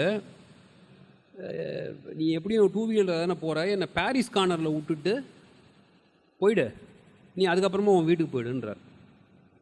பாரிஸ் கார்னர்கிட்ட வராங்க 2 பேரும். பாரிஸ் கார்னர்கிட்ட வந்த பிறகு ஒரு ஃபோன் பேசிட்டு வரேன்னு அவர் அப்படி போகிறார். போலீஸ் சுற்று போட்டாங்க. இவனை கூட்டின்னு போயிட்டாங்க, அந்த கோச்சையும் கூட்டின்னு போயிட்டாங்க. The fact was that this coach had some connection with 2 of the other accused persons and they were all talking about this red sanders எப்படி நம்ம ஸ்மகிள் பண்ணணுன்றதை பற்றி. And red sanders was available in a 4-wheeler இருந்தது, அதையும் பிடிச்சிட்டாங்க. இந்த பையனுக்கு ஒன்றுமே புரியல. இவன் 17 வயசு பையன், இவன் நேஷ்னல் லெவல் சாம்பியன்ஷிப்புக்கெல்லாம் போக வேண்டிய ஆள். இவனுக்கு ஒன்றுமே புரியல. ஏன் போலீஸ் வந்தாங்க, என்ன பண்ணாங்க, ஒன்றுமே புரியல. தென் Sunday அன்னைக்கு I get a call from the registrar judicial saying that there is a mention made by the advocate, இது மாதிரி அர்ஜென்ட்டாக பெயில் போடணும். I said, கீழே போயிட்டு இல்லை, they want to directly. Then I thought there must be some urgency. ஒரு அர்த்தம் இல்லாமல் நம்ம இவ்வளோ மென்ஷன் பண்ணிலாம் பண்ண மாட்டாங்க, ஏன்னா திட்டு வாங்குவாங்க அதில் அர்த்தம் இல்லைட்டானாக்கா. அதனால் டெஃபினட்டாக அட்வொகேட்ஸுக்கு தெரியும், இந்த ஆளுகிட்ட போனால் கொஞ்சம் தெரிஞ்சுக்கிட்டு போகிறது பெட்டர்னு சொல்லி. or else it will not be numbered basically. So then it comes to me, then I find that this boy was arrested in Paris corner. Arrest is physically holding a person is called as arrest. But ulla patanaka, it shows as if he was traveling in a car along with the other two persons who were arrested near Amjikarai. Amjikarai என்றதும் Paris கார்னர்ன்றதும் ஒரு 10 kilometers distance இருக்கிற ஒரு விஷயம். Then I go through the whole CD file and I find that this person was actually taken custody at Paris corner. These two persons were arrested near Amjikarai along with the car and red sanders. And the whole family was demolished. He was arrested. He has gone inside. ஜெயிலுக்கு போயாச்சு, கூட்டின்னு போயாச்சு, remand பண்ணி magistrate கிட்ட போனோன்னா அவர் என்ன மூடில் இருந்தாரோ தெரியல. 15 days போட்டார், 167 போட்டாச்சு, உள்ளே போயாச்சு. Whole family was, they didn't understand what was happening. Then it comes before me. Then it shook me. இது என் பையனுக்கு நடந்தால் என்ன ஆகும்? நான் எப்போவுமே எல்லாத்துலேயுமே எப்படி யோசிச்சு பார்த்துப்பேன்னா, எனக்கு நடந்தால் என்ன ஆகும், என் பையனுக்கு நடந்தால் என்ன ஆகும். நீங்கள் அப்படி யோசிச்சாதான் ஒரு ப்ராப்ளத்தை நம்மளால் புரிஞ்சுக்க முடியும். அப்போ தான் நம்மளுக்கு அந்த மனுஷத்தன்மைன்றது உள்ளேருந்து வெளியில் வரும். நீங்கள் இன்னொருத்தருடைய ப்ராப்ளமாகவே பார்த்தீங்கன்னா you will never be able to understand. Mind is so dangerous. It conditions itself so badly. I thought, if this boy is to be kept inside like this, இவன் ஃபியூச்சர் என்ன? இவனுக்கு ஏதோ பெயில் கிடச்சிரும் பின்னாடி. இவன் ஃபியூச்சர் என்ன? இவனால் என்ன பண்ண முடியும் future? So what I did was, I granted the bail then and there. வீட்லேயே உட்காந்து ஸ்டெனோ வரவழைச்சு போட்டு அடிக்க சொல்லி கையெழுத்தை போட்டு அன்னைக்கு சாயங்காலமே தட் பாய் வாஸ் ரிலீஸ்ட். இப்போ நான் ஒரு கண்டிஷன்டு ஜட்ஜாக இருந்தால் என்ன பண்ணியிருப்பேன் அப்படின்னு நான் யோசிக்கிறேன். Sometimes you will find the same characteristics with justice G R. Swaminathan also, where he will not care about these procedures. And when it comes to liberty, we both are on the same line. We don't care about procedures. For us, liberty is the most important thing, and all the procedures will have to take a back seat. Then what happens is that I call for a report from that magistrate. I asked that magistrate to come and meet me. I wanted to give my peace of mind to him. I call him to the... I told him, did you go through even the CD file of the police? He honestly said no. How did you remand? He gave me some story. நான் incharge magistrate, regular magistrate இல்லை, என்னோ சொன்னார். He was saying something. Then I told him, நான் கொஞ்சம் நேரம் திட்டிட்டு நான் அவர்கிட்ட சொன்னேன், நான் ஹைகோர்ட் ஜட்ஜாக இருக்கிறதுனாலையோ இல்லை நீங்கள் மேஜிஸ்ட்ரேட்டாக இருக்கிறதுனாலையோ நான் உங்களை திட்டல. நான் ஒரு மனுஷன், நீங்கள் ஒரு மனுஷன் நான் திட்டின்னு இருக்கேன். இப்போ நான் உன்னுடைய ஒரே ஒரு ரிமாண்ட் ஃபார் 15 days போட்டதில் you have demolished the life of a person. அவன் என்னைக்கு இனிமேல் வெளியில் இப்போ அவன் பெயிலில் வந்துட்டான், எல்லாம் இருந்துட்டான், அந்த வடு என்னைக்கு போகும்? அதுக்கு யார் ஜவாப்தாரி? Who is responsible for that? Arrest was so close to my heart. அதனால் arrest was so close to my heart. That is why when that jurisdiction was given to me, the first oath which I took for myself is that I am going to clear this place. I am going to ensure that this mechanical remand will never happen in future. So what happened was, கரெக்டாக அந்த பெரிய case வந்தது. நம்மளுக்கு எல்லாமே பெரிய case வந்தால் தான் நம்ம கண்டுப்போம். சாதாரணமாக முன்சாமி குப்சாமி கேஸ் வந்தால் யாருக்கும் அதை பற்றியும் கேரே கிடையாது. பெரிய லெவலில் பெரிய பேர் வரணும். அதனால் என்ன பண்ணுறது, அந்த மாதிரி கேஸாக பார்த்து தான் நாங்களும் ஆர்டர்ஸை பெருசாக எழுதிடுறது. மற்றவங்க படிக்கிறான்னா கேஸ் பெரிய பேராக இருந்தால் தான் பண்ண முடியுது, என்ன பண்ண முடியும். So therefore I took upon myself in that Nakkeeran case. I wrote a sort of a thesis in that on the power of remand, this, that. அதுக்கப்புறம் என்ன ஆச்சு அப்படின்னு சொன்னால், I started getting news that every magistrate was having the judgment copy on the side of him, and whenever a remand was taken, they referred it, and in many cases they refused remand. They refused remand. Even if they wanted to have control, they said, you execute a bond, you undertake to appear before the police in the course of investigation as and when required by this court. 88 bond, vankyo. So therefore, it became a sort of practice. Initially, the police was resisting. Then they also understood what is what. Then came 41 capital A of CRPC, where again, both in the Arnesh Kumar case and Johinder Kumar, they said where offences are punishable with 7 years and below, don't unnecessarily arrest somebody. See if they can be released on bail, on a bond or etc. Because as you all know that bail is the rule. Jail is the exception. இது எல்லாருக்கும் நம்மளுக்கு தெரியும் அது. Then 41A implementation ஆரம்பிச்சு CCBல at one stage when I was sitting in that bail anticipatory bail petition, CCBல almost எல்லா கேசஸ்லையும் 41A கொடுக்க ஆரம்பிச்சாங்க. It became a practice for them. What happened was they found it to be more advantageous because it ensured the presence of the parties for an inquiry. 41A nuடைய whole scope is that. And if you don't you don't cooperate, then 41A3 itself gives a ground for an arrest on that. So therefore, 41A got implemented. So this was one more area called as arrest, where we all will have to be more doubly careful. This conditioning of mind is very dangerous, because in the conditioning of mind நான் பார்க்கும்போதெல்லாம் magistrates கிட்ட நான் பேசும்போதெல்லாம் நான் முதல்ல பேசுறது, இப்போ remand எப்படி பண்ணுறீங்க அப்படி ஒரு மாதிரி வியாதி மாதிரி கேட்பேன் நான். அது அப்படியே அவங்கள பார்க்கும்போது, அந்த குரூப்பை பார்க்கும்போது முதல் கேள்வி, அந்த நக்கீரன் கோபால் ஃபாலோ பண்ணுறியாப்பா, அந்த ரிமாண்ட்பா. மேஜிஸ்ட்ரேட்ஸுக்கு அது பார்க்கும்போதெல்லாம் சொல்லி சொல்லி சொல்லி சொல்லி இன்றைக்கி அந்த ஒரு சென்சிட்டிவிட்டி இருக்குது.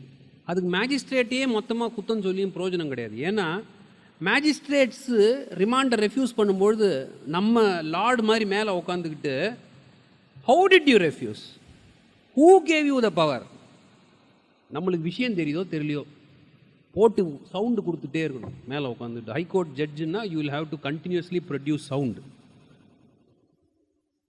இப்படி பண்ணவே அவன் கன்ஃபியூஸ் ஆகிட்டான். இது என்னடா ரிமாண்டு நம்ம பண்ண, ஜோகிந்தர் சிங்லாம் சொல்கிறாங்க சுப்ரீம் கோர்ட்டில் மெக்கானிக்கலாக remand பண்ணாதேன்றாங்க.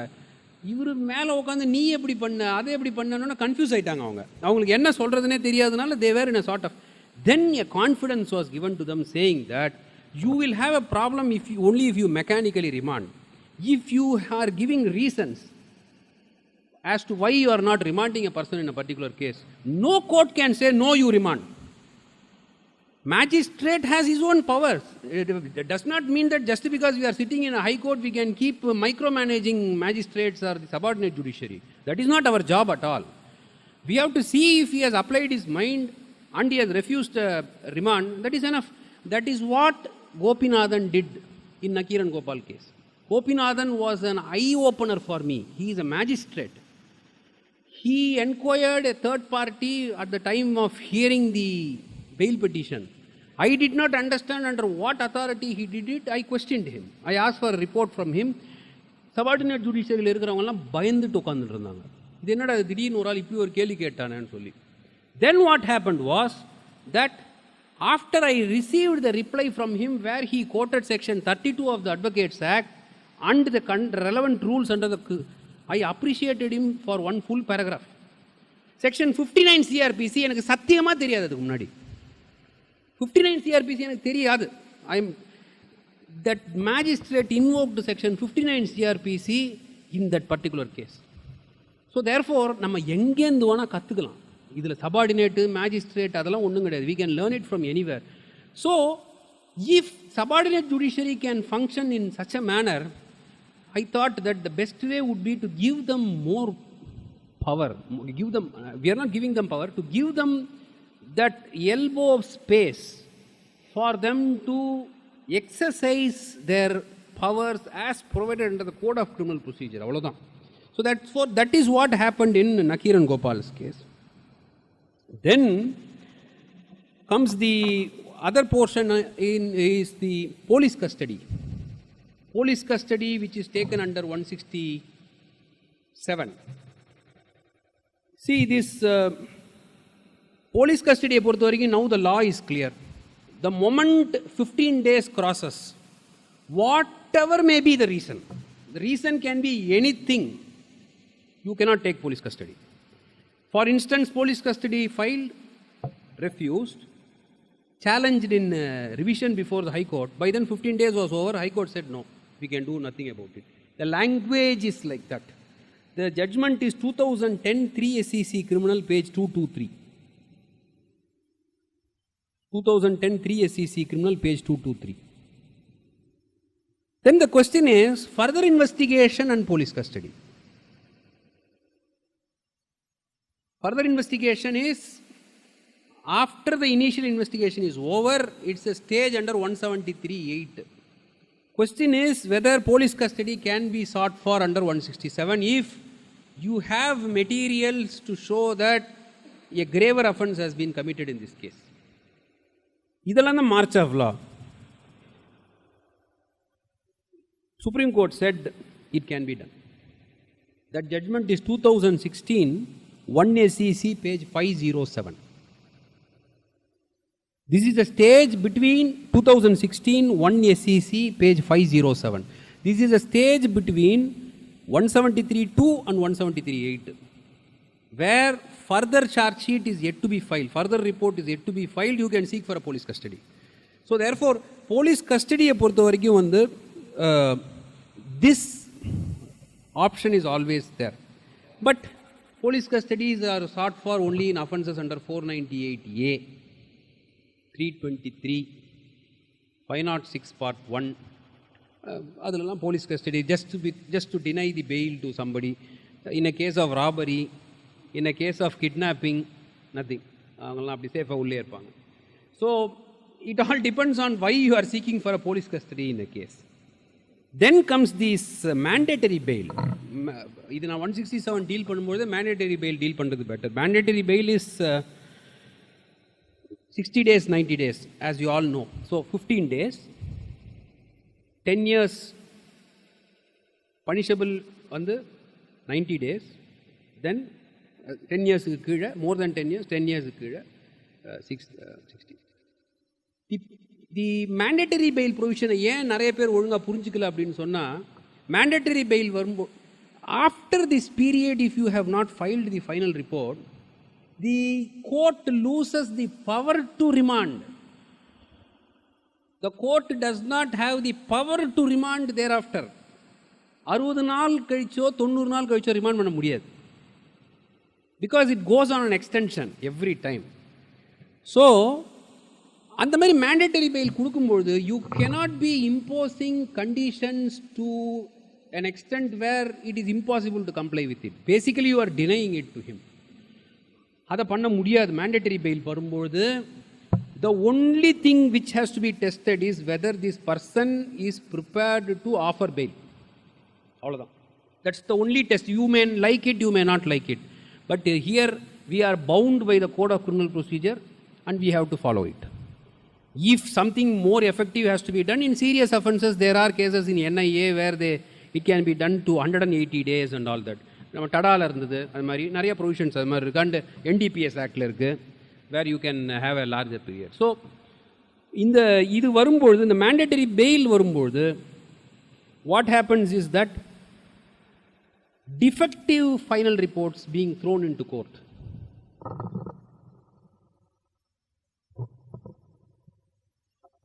The Supreme Court said that non-filing of certain documents by itself will not make it defective till your final report substantially complies with 173(2).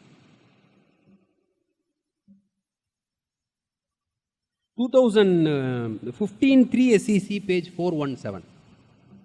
2015 3 SEC 417. And this computation of 60 days, 90 days again, this computation must be from the date of remand by the magistrate, and it is not from the date of arrest. It is from the date of remand. 1992 3 SCC, page 141.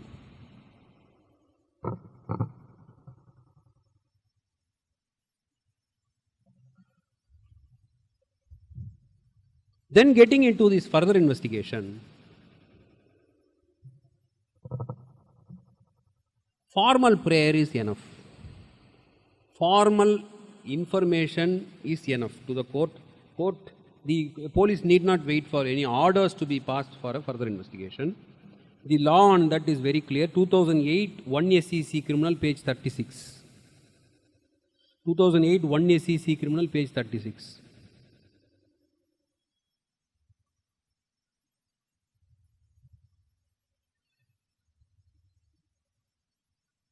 Can the police re-investigate again after 173(2)? Is the question. They can. They can re-investigate a case after the stage, and stage is important. Stage is 173(2). One judgment of the Supreme Court says that permission is required if the police is to conduct a re-investigation. That is 2015 3 MLJ criminal, page 597. 2015 3 MLJ criminal, page 597.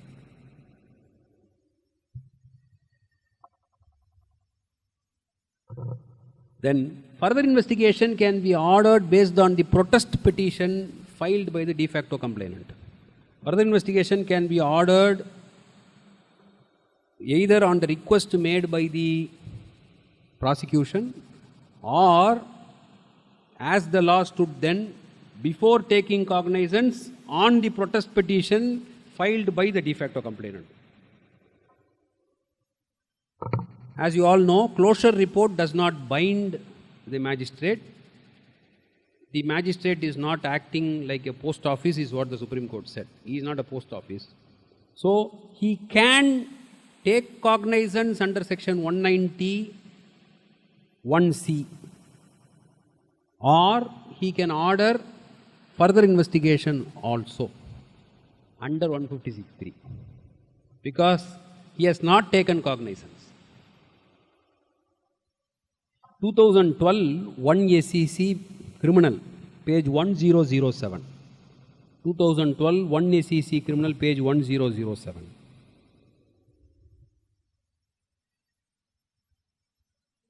Then comes one more important thing is the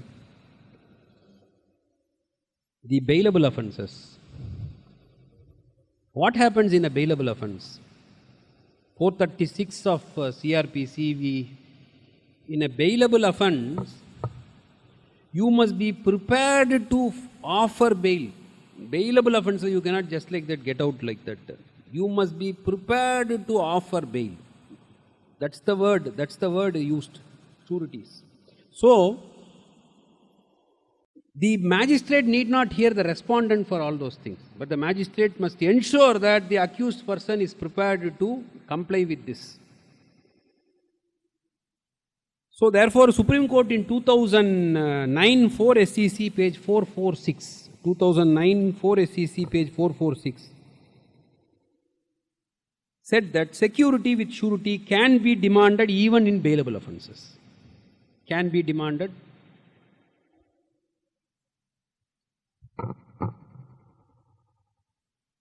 Then one more thing about which there is always a confusion is discharge of sureties. Discharge of sureties, which is dealt with under 444 and 446 of the Code of Criminal Procedure. See, a person who is standing as a surety வந்து பிணை கைதிலாம் கிடையாது. See, if somebody stands as a surety for 10,000 rupees, he is bound to up to that 10,000 rupees. அவ்வளவுதான். A magistrate cannot say, if the surety says, I don't want to stand as surety to this person, magistrate cannot say, you bring some other surety, only then I will allow you ன்னு சொல்ல முடியாது. the maximum that he can bind him is the amount to which he has executed a surety. And if he jumps it, then it has to be recovered from him. That's all. That bond itself, Justice P.N. Prakash J. has said that it is in the nature of a contract. I think it was argued by Mr. Karunanidhi in a case where he was considering the powers under section 88 of the amendment to the code under 446 capital A, where now the effect of cancelling a bail bond by a court, if a bail is granted by a higher court, thereafter the accused is not appearing before the court during trial, are we to fold our hands and wait for the accused, or what is that we have to do? That question came. The regular, the basic fundamental rule is, or the law is that a bail granted by a higher court cannot be cancelled by a subordinate court. This is a fundamental law. Now what happens after a bail is given? A bail bond is executed before the concerned court to the satisfaction of that particular magistrate. If you fail to comply with the conditions of the bail bond, then 446 capital A said that you can cancel the bail bond. Cancellation of the bail bond will result in cancellation of the bail. That is why in many, Supreme Court said that while you pass an order for bail, give that power to the subordinate judiciary. That's why in the judgment சொல்லிக்கிட்டே இருப்போம் எல்லாம் bail ஆர்டர்லையும் வந்து we will be referring to the judgment where Supreme Court said that if the higher judiciary itself provides for such a contingency, it can be exercised. It need not really wait for the higher court to cancel, etc. This is one judgment which was given by me very elaborately, 2019 1 MLJ criminal page 532. I have considered the whole law on that. 2019 1 MLJ criminal page 532.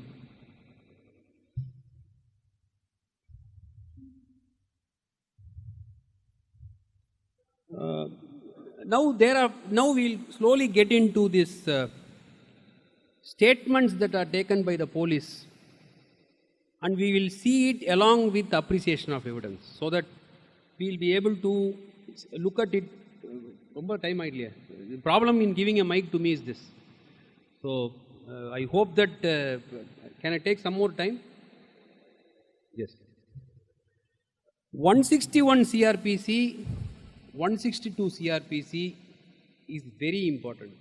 Whether a statement given under 161 is admissible.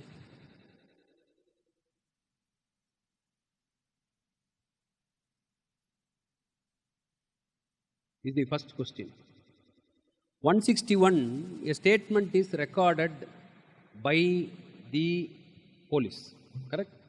Once investigation is taken up, a statement is recorded under 161. Now, this 161 statement, if you look at the Code of Criminal Procedure, does not contemplate a signature from the person from whom the statement is taken. Correct? So therefore, the police can write anything in that, and most of the time it is only like that. So you can write anything. Once you write anything, what happens is that the person who gave that statement comes before the court as a witness.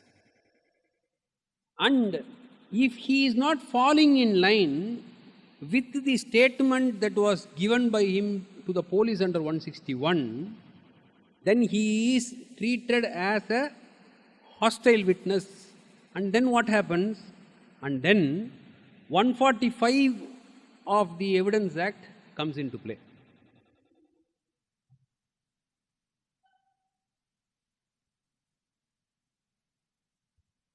You show the statement before contradicting him. 145 where you want to use a statement which has been made in writing by a person and you want to contradict him on that, the fundamental rule is that you have to put him on notice. You cannot hold it like this and start questioning him on that. you have to show him and question him on that. 145 requirement itself is like that. So therefore a statement which is recorded by the police under 161 can be used for the purpose of contradiction. Then an accused, such a statement is given by a person who is in a very serious state. A person has been attacked, he is in a very serious state. Police records a statement from him. And what happens is that thereafter this person dies. What is the effect of that statement that is given by the person? Police gets an information that somebody has been cut and he has been admitted in the hospital, goes to the hospital, he is okay at that point of time, then a statement is recorded from him, he dies. As you all know, it is used as a dying declaration at a later point of time. If that person survives, question is, if that person survives, then what happens is the question. If that person survives, it will be treated as a statement recorded from the victim, that's all. As a statement that is recorded from the victim. Then, what is a confession then? So these are statements that are recorded from witnesses. What is a confession becomes another important question. நம்ம ரொம்ப சாதாரணமாக கன்ஃபெஷன்ற வேர்டை use பண்ணிக்கிட்டே இருக்கோம். What is a confession? Confession is also a species of admission only. It is also a sort of admission, but if that admission pertains to commission of an offense, which will be used against that person, it is called as confession. That knife is mine, and the katti ennodadunu othar solrar. That is admission. I killed A by using that knife. இது ரெண்டு தான் difference. ஒன்று வந்து அந்த knife என்னுடைய knife தான், இன்னொன்று வந்து அந்த நைஃபை வச்சு நான் அவரை கொன்னேன். முதல் ஸ்டேட்மெண்ட் இஸ் அட்மிஷன், ரெண்டாவது statement is confession. So in a confession, what is important is that it should be an admission of a commission of an offense. Now, confessions are of three types: judicial confession, confession given to the police, and extrajudicial confession. Judicial confession is a confession that is recorded under section 164 of CRPC.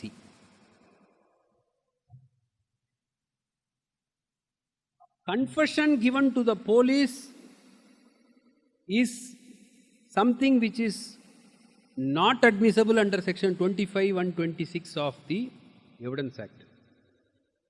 Extrajudicial confession is a confession that is given to anyone. It is given to anyone by a person. So, this extrajudicial confession that is one area where you will find that there is some sort of or weak understanding about the extrajudicial confession. Extrajudicial confession test pandrathe section 24 of the Evidence Act. Section 24 of the Evidence Act is the one which makes an extrajudicial confession relevant. So, இது சொல்ல வரும்போதே வந்து it is important for me to get into appreciation of evidence parallelly. See, இந்த appreciation of evidence-க்கு ரெண்டு வார்த்தைகளுக்கு நம்மளுக்கு அர்த்தம் தெரிஞ்சாதான் appreciation of evidence-குள்ள ஒழுங்கா நுழைய முடியும். One is the fact in issue and the other is the relevant fact. Fact in issue-னா என்னன்னு தெரியணும், relevant fact-னா என்னன்னு தெரியணும்.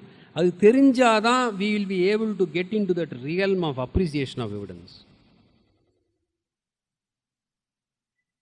Basically, appreciation of evidence involves 4 stages.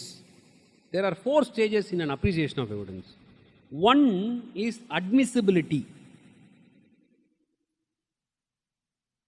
Two is credibility or reliability.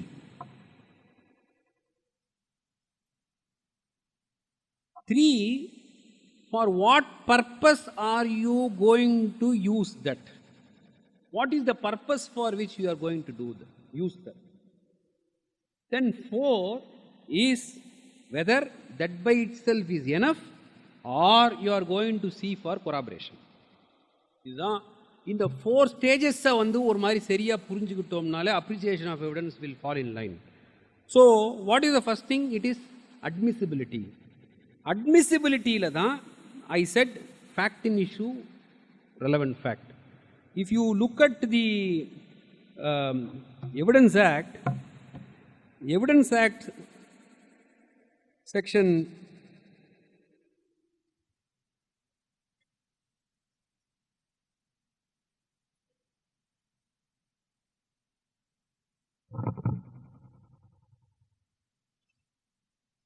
5 says, இந்த செக்ஷன் 5 சரியாக தெரியாதனால தான் நிறைய ப்ராப்ளம் வரும். Section 5 says evidence may be given in any suit or proceedings of the existence or non-existence of every fact in issue and of such other facts as are hereafter declared to be relevant.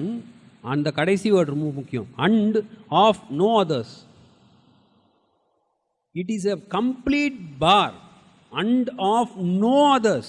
It can be either on a fact in issue or a relevant fact. What is a relevant fact? Whatever is stated from section 5 to section 55. Whatever is stated from rather section 6 to section 55 are all relevant fact.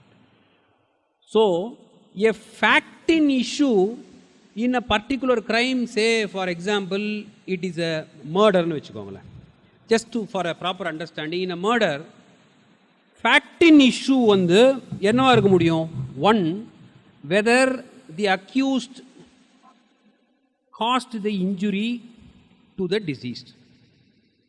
Injury cross பண்ணியிருக்கணும். Then,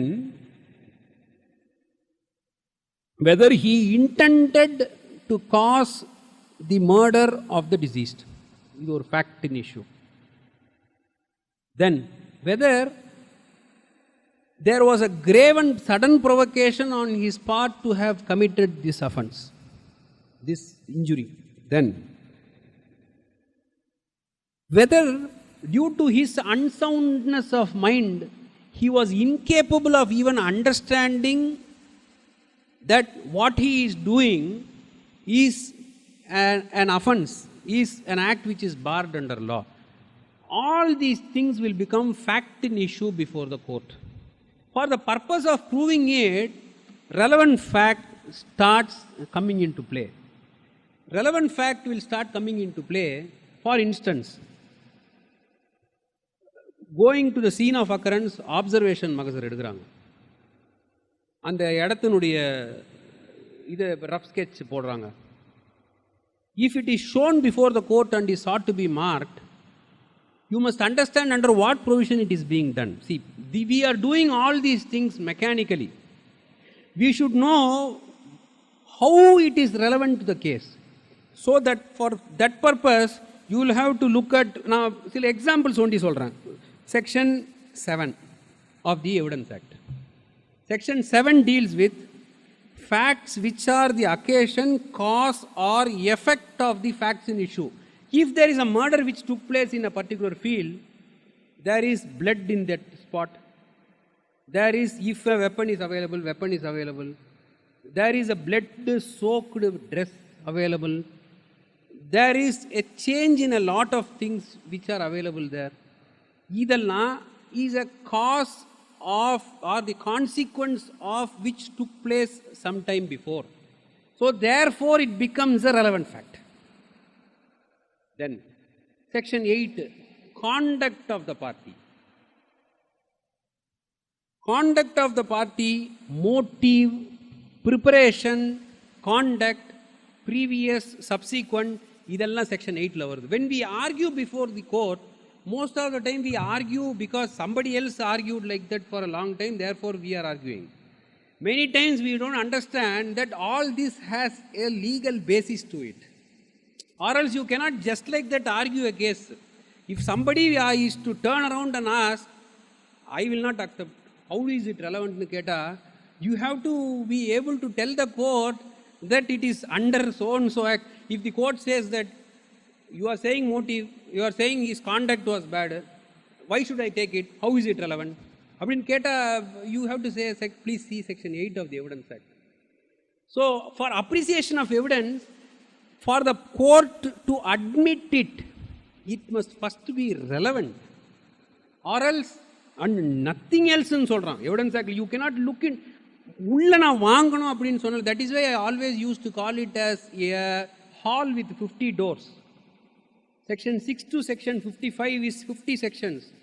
All those 50 things are 50 small doors. If something has to be let into the court, it has to fall in one of those doors, or else it cannot come in. So if it cannot come in, it is not admissible at all. Same thing, test identification parade nadakudhu. How are you admitting these test identification parades? How is it the court can look into test identification? Section 9 of the Evidence Act. Then this conspiracy, where in pursuance of a conspiracy, one accused person does something, then section 10 says that it is relevant insofar as the other accused persons also. 10 ஒரு co-accused பொறுத்த வரைக்கும் evidence ஆக்ட்லேயே 3 angle பார்க்கலாம். ஒரு co-accusedனுடைய ஸ்டேட்மெண்ட்டில் evidence ஆக்டில் 2-3 இடத்துல பார்க்கலாம். ஒன்று section 10. Section 10 நிறைய பேர் நம்ம விட்டுட்டோம். Section 10 of the Evidence Act is very, very important because that is where this conspiracy comes. Section 10 எப்படி இருக்குன்னா, before the person is apprehended, before the offense is committed, whatever is done, statement made will bind all the other accused person. After that it is not binding. ஒன்று. அடுத்தது section 30, confession of a co-accused. Section 30 of the Evidence Act. Then section 114 of the Evidence Act. So section 30 of the Evidence Act will say that the confession made by one or other such persons affecting himself and some other of such persons is proved, court may take into consideration such confession as against such other person as well as against the person who makes such a confession. Then if you go and look at 114 of the Evidence Act,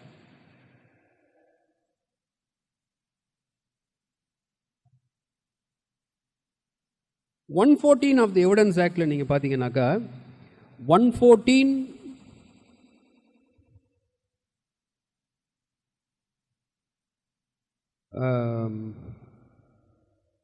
B, 114B. An accomplice is unworthy of credit unless he is corroborated in material particulars. Don't believe him. He is unworthy of credit. Don't take it as it is. Look for a corroboration.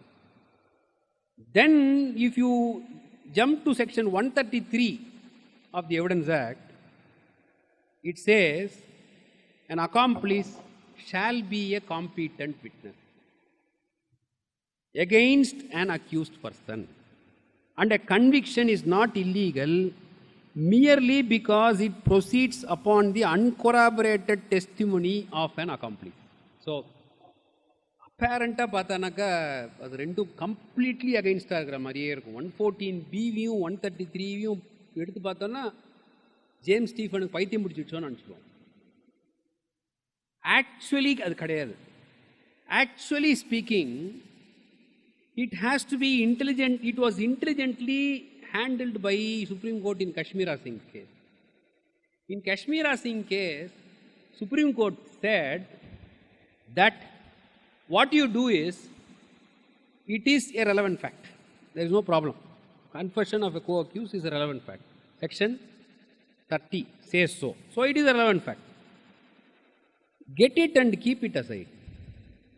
Then what you do is, you look into all the other materials that have been collected by the prosecution. Finally, take this. See if it is in line with the materials that have been collected by the prosecution. If that is there, use it. If that is not there, throw it away. So, the confession of a co-accused cannot be used as a substantive piece of evidence. A confession of a co-accused can never be used as a substantive piece of evidence. Therefore, if a final report is filed today, where except the confession of the co-accused, there is not a single material that is available against a person, you can safely quash it. Because it cannot be treated as a material based on which you start a case. Actually, you end a case with it. You don't start a case with a confession. So, appreciation of evidence, this is one important factor. Section 30. Then, what happens is that somebody goes to some padriyar, Pavamanipur. He says that I committed all these offences to him. Goes and confesses. What is the effect of that confession? What can that be called? That's called as extrajudicial confession. That's an extrajudicial confession. That extrajudicial confession can be relied upon, but this extrajudicial confession by its nature is a very weak piece of evidence. It's a very weak piece of evidence. Because the court must be satisfied that it has been made voluntarily. In many of the cases, what do we find? One rank third party will go to some VAO and say, I committed all these things. That VAO will leave all his work and record the confession. And that will be marked as an exhibit in the court. So what happens is that the police standing orders itself says, I think if I am right, it is 72 of the rules of practice. Criminal rules of practice itself says that such a confession is inadmissible. You cannot take such confessions. But in many cases of circumstantial evidence, you will find that it will start with a VAO. It will start with a VAO and there will be a confession to VAO. Don't get me wrong. If that VAO is a person who is well known to the accused person, and see, we have to now take the conduct of the person. This is where the conduct comes. When the VAO is when the VAO is well known to the accused, he goes and reports something to the VAO. Now, what are all the different relevant things which comes? Section 8 of the Evidence Act comes into play. It shows the conduct of the accused after the incident. Then, Section 24 of the Evidence Act comes into play if such a statement has been made voluntarily. At that point of time, that 114 of the Evidence Act will have to work in the mind of the court. There are three words. One is surmise, other is assumption, and the third one is presumption. There are three words which we use it very loosely. One is called as a surmise, other is called as the surmises not allowed, assumptions not allowed, presumption allowed, but it must be a legal presumption. Then we have to understand what is this legal presumption. Everything you have to question. Presumption, presumption, presumption. What is that? 114 says what it is. 114 of the Evidence Act say this is where the whole power of the court in appreciation of evidence நிஜமாவே ஒரு இடத்துல மையமாக இருக்குன்னு சொன்னால் அது 114 தான் இருக்கு. 114 is the provision where this appreciation of evidence comes into play. 114 of the Evidence Act says that the court may presume the existence of any fact which it thinks likely to have happened when regard being had to the common course of natural events. 1. Human conduct. 2. And public and private business in their relation to the facts of the particular case. In the facts of a particular case, in one of the cases which we dealt last week, it was a case where there was a problem between beggars. All beggars collected sitting near a temple. Night they were sharing this booty, there was a problem. Case of the prosecution is that the accused persons A1 and A2 attacked the deceased and ran away from the place. One attacked with one stone, other person attacked with another stone, ran away from the... This happens in the presence of another beggar who claims himself to be the husband of the deceased. So what happens is that this beggar, this incident happens at 11 p.m. in the night.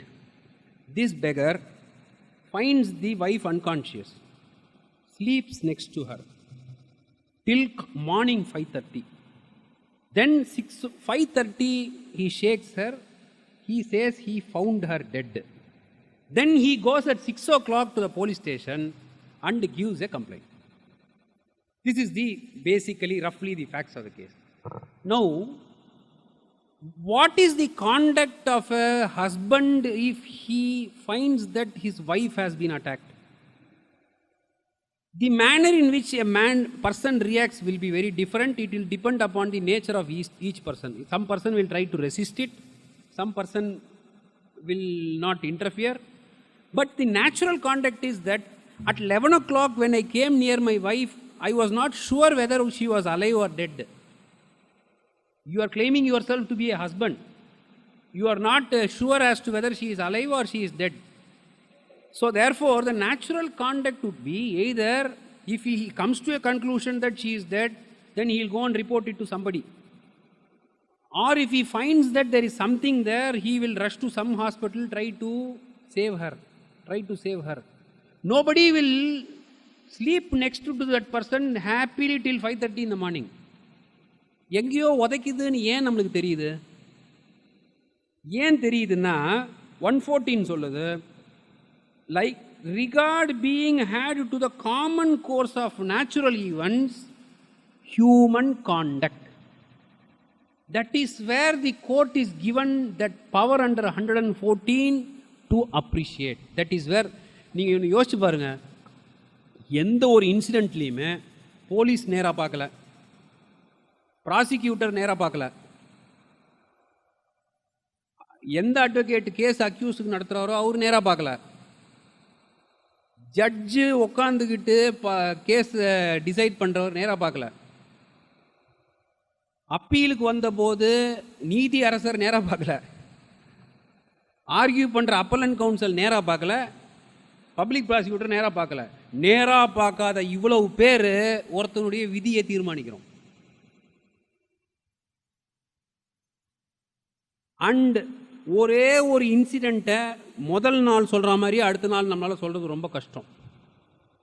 எக்ஸாமினேஷன்லாம் எங்கே நடக்குதுன்னா 1 வருஷம் கழிச்சு, 1.5 வருஷம் கழிச்சு, chief exam cross எக்ஸாமினேஷனுக்கு அப்புறமா 1 வருஷம் கழிச்சு further cross எக்ஸாமினேஷனில் கிராஸில் இருக்கிறதெல்லாம் வேறு மாதிரி சொல்கிறாங்க. அது இருக்குது. ஸோ தேர்ஃபோர் இந்த இடத்துல எதனால் அதை பண்ண முடியுது? இதில் யாருமே பார்க்கல. இந்த மொத்த டீமில் ஒரு ஆள் பார்க்கல இந்த இன்சிடெண்ட்டை. ஆனால் இந்த மொத்த டீமும் வேலை செஞ்சு is finding whether somebody is guilty or, அதனால் appreciation of evidence becomes very important. So to start with again, first stage I said is the அட்மிசிபிலிட்டி.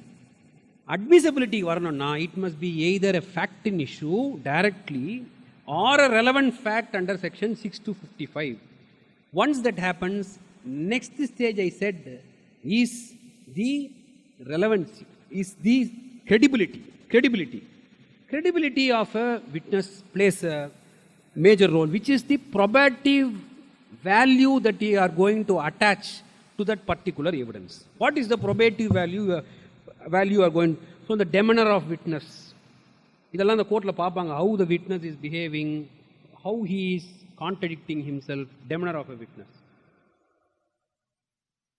For instance, the prosecution has a very 106 of the Evidence Act, 106 of the Evidence Act, something which is within the exclusive knowledge of a person,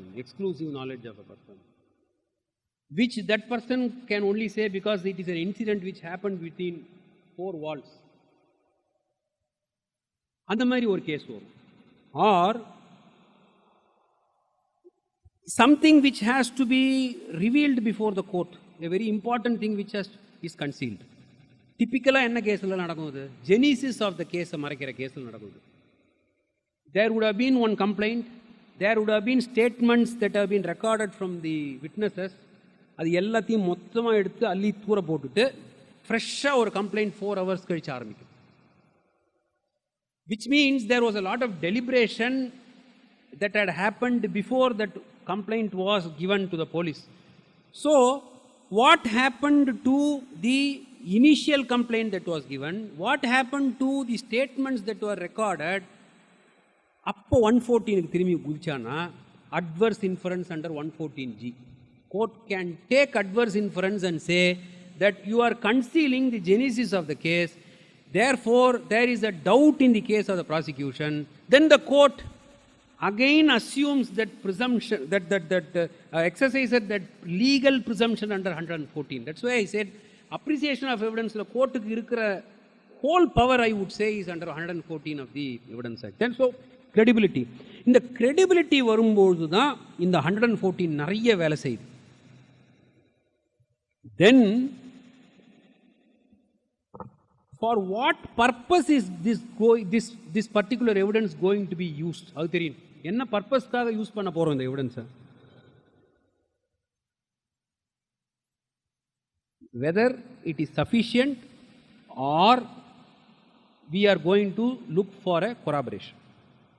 This is the next stage. Whether it is sufficient or we are going to see for a corroboration. Section 134 of the Evidence Act says that one witness is enough. If he is trustworthy, it is not the quantity of witnesses, it is the quality of the witness who comes before the court, which is every case there, it is not necessary that there has to be a corroboration. If the court is able to come to a conclusion or satisfy itself that this evidence is enough. For instance, there is a rape of a child. Let us take this case. There is a rape of a child. The child was hardly 8 years, 7 years. The child comes before the court. Court puts question under 118 of the Evidence Act, satisfies in itself that the child is capable of understanding the questions, and then child describes the incident. Child describes the incident, the manner in which it was, the accused person had behaved, etc., etc. Now, all the others have not supported the prosecution, and there was nothing much which has come out in the medical evidence. Question is, somebody says that child witness you must be careful because it can be tutored, right? A child can be tutored only on certain areas. A child is not expected to describe a sexual act with so much of description, etc., as to what all happened. If after reading it, as a person with a normal prudent man, that's the test that is applied for anybody. As a prudent man, when you read it, if you are able to believe the statement that was made by the child, then you don't need to look for corroboration at all. That is the test that was laid down by the Supreme Court even in rape cases. Even in rape cases, if the rape victim has described the incident and the court is satisfied about it, it need not look for a corroboration at all. It is enough to work on that. So this is the fourth stage. Corroboration வேணுன்றதுக்கு வந்து Vadivelu Thevar case is an important case of the Supreme Court. This is 1957 Supreme Court இது 614. வடிவேலு தேவர் basically 3 type of விட்னஸஸை பற்றி பேசினாங்க அவங்க. One is fully believable, 2 fully unbelievable, 3 partly believable partly unbelievable. Fully believable corroboration தேவையில்லை. Fully unbelievable we have to look for fresh piece of evidence, இதை தூக்கி போட்டாகணும். இந்த கொராபரேஷன் எங்கே வரும்னா பார்ட்லி பிலீவபிள் பார்ட்லி அன்பிலீவபிள் தான் கொராபரேஷன். கொராபரேஷன் பார்க்கும்பொழுது எல்லாமே you have to put this test, you will be easily able to understand எங்கே தேவைப்படும் எங்கே தேவைப்படாது அப்படின்றது நம்மளுக்கு தெரிஞ்சிடும். ஸோ இந்த cases of circumstantial evidence where there is a link of circumstances so connected with each other, every circumstance is proved to the hilt and it only points to the hypothesis that except this accused no one else could have committed this murder இருக்குன்னு வச்சுப்போமே.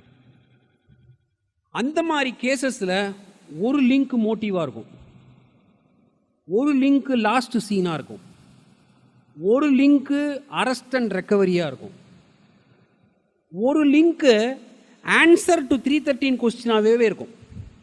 313 கொஸ்டினில் if somebody had seen the person running away from the place immediately after the occurrence, which is last seen, and it has been, he has sufficiently spoken, he has withstood the cross-examination, and if the court is convinced and this incriminating material is put to the accused person while he was questioned under 313(1)(b), if he does not answer, the answer which he does not give will become one link in the chain in circumstances. It will become one link in the chain in circumstances. அதே மாதிரி things which are within the personal knowledge of a person. For instance, somebody says that I saw him and his young son walking near that bridge. Immediately half an hour thereafter, the son was dead. If the court believes, is convinced that yes, this person was seen with the son, then the next link as to what happened between you and that son within that half an hour is an explanation which you must give. If you don't do that, that itself will be made as one link in the chain of circumstances. So therefore, this appreciation of evidence involves all these things. It's important that we know the substantive law, we know the procedural law, and then only if you know that, you will be able to understand what is a fact in issue. If you don't know what are the ingredients of the offense of murder, if you don't know what are the ingredients of an offense of grievous hurt, how will you find out fact in issue? You will not be able to find facts. So therefore, it's a combination of a lot of things. So for an appreciation of evidence to be really good, you have to be good in substantive law, you have to be good on procedural laws, and you have to be good on the Evidence Act, and you must be a person with a good common sense. At the end of the day, common sense plays a major part, because the Evidence Act itself, while defining what it means by proved, says only this. Proved under the Evidence Act is defined as a fact is said to be proved when, after considering the matters before it, the court either believes it to exist or considers its existence so probable that a prudent man ought. It is not asking you to be an expert or an intelligent man. You are supposed to be a prudent man. Considers his existence so probable that a prudent man ought, under the circumstances of the particular case to act upon the supposition that it exists. So therefore கோர்ட்டுக்கு கன்வின்சிங்காக நான் அந்த full படத்தையும் பார்த்தா தான் நான் வந்து decision கொடுப்பேன்ற அவசியம்லாம் கிடையாது கோர்ட்டுக்கு. One side 114 plays a role, other side proved அப்படின்ற ஒரு definition plays a very major role insofar as a court is concerned in order to come to a conclusion. So it says proved, disproved, not proved are the three words which have been used in the Evidence Act, which also plays a major role in the appreciation of evidence. So I think I have taken a lot of time of yours, and there were a lot of other things which I wanted to say, but some other occasion we will do it. Thank you so much for listening to me. Thank you, Lordships, for your wonderful explanation of the things. Now I call upon Mr. Karunanidhi to give a small memento.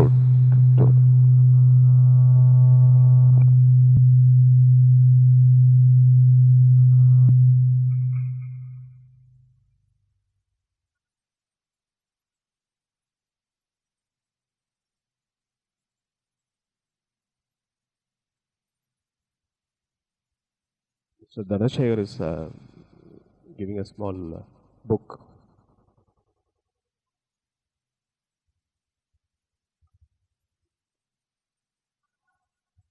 Vote of thanks by Vidya Magesh.